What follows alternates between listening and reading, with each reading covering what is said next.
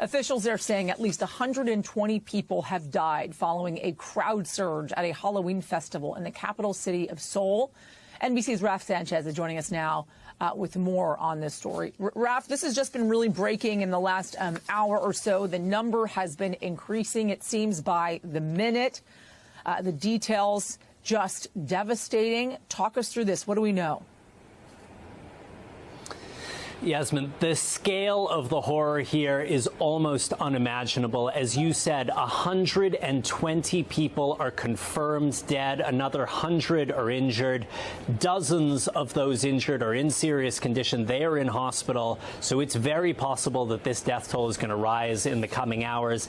And Yasmin, these are largely young people. This was a Halloween festival. These are people in their 20s largely, looking at the videos.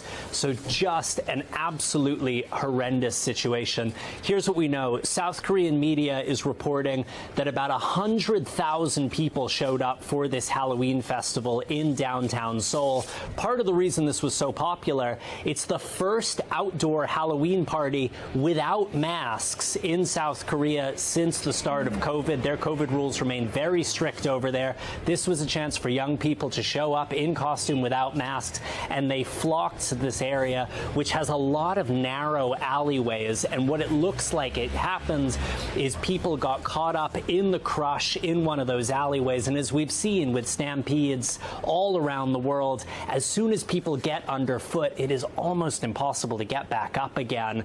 And that is how we have reached the death toll just as astronomically high as we have here. You can see from the video, the streets, the sidewalks are just covered with the bodies of the dead and the injured.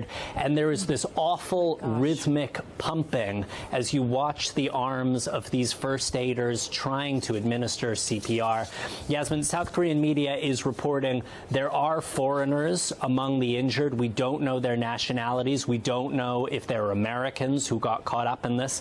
But this is a downtown part of Seoul, which is popular not only with South Koreans, but with expats, with tourists, and with U.S. military personnel. There are 20,000 American servicemen and women stationed in South Korea.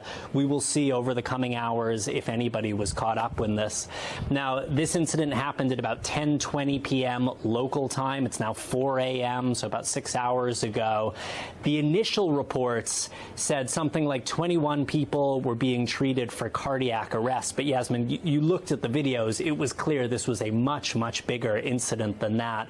And you started to be able to tell from the response from the South Korean authorities that this was a major incident. The South Korean president convening an emergency meeting, the mayor of Seoul, who's in Europe right now, turning around, heading back to his city.